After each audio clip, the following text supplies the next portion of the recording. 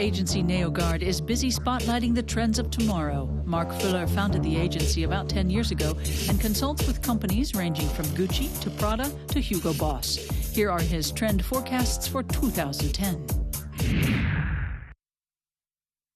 A main trend in fashion, among many others, is the next-centric trend.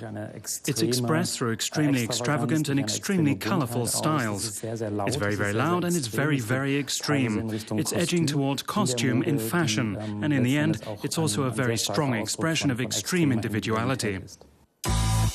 American pop singer Lady Gaga was already hip to the trend in 2009. After all, extreme outfits make for good publicity. 80s fashions are back as a hallmark of the trend, as are flashy colors. Still, the black and white look is here to stay, for women and men. German singer Jan Delay is proof positive that tailored suits are in, though it's time to up the color quotient for 2010. There's a very nature-based trend, and fashion will also have strong ties back to nature. You see it in terms of materials, in how fur is making a comeback, and coarse leather is coming back too.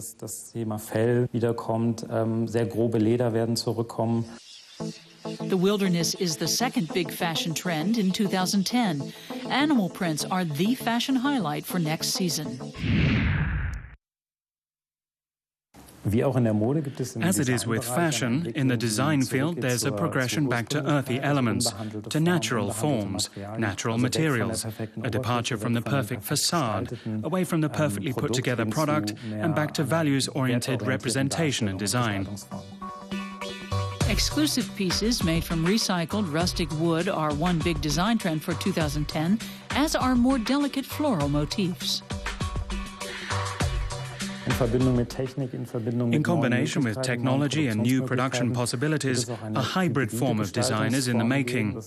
It has the same origins, namely the idea of getting back to nature, but technically implemented in a whole different way, and perhaps also influenced by computer technology.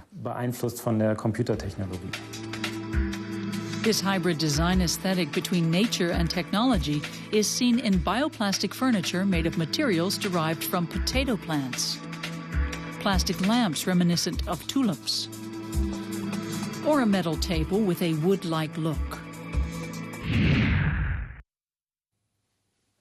We're from an era where the focus was equalization, globalization, shopping centers that worked the same way in America and in Europe. That's all over now, and architecture is looking to erect landmarks, to draw people's attention, and to do the opposite, to do things differently than in other regions and cities. Take, for instance, the newly opened Burj Khalifa Tower in Dubai, the world's tallest building, or the Elbphilharmonie in Hamburg, a €500 million project. As in other areas, architecture is doing a lot of experimentation, and that means working with new production techniques and building structures that aren't technically possible, but are made possible. Star architect Zaha Hadid from Britain is a forward thinker when it comes to buildings that defy even today's technical know-how, and her structures are sure to keep pushing the envelope on the trend front in 2010.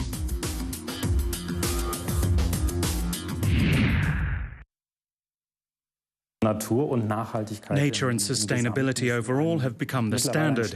These things will have to be addressed. They will be addressed. The consumer will address it, and in that way it's something that's almost to the point of not being a trend anymore. Instead, it's really become a standard. Recycling, seen here in the form of fashions made from old workers' uniforms, will further affect many aspects of modern life in 2010.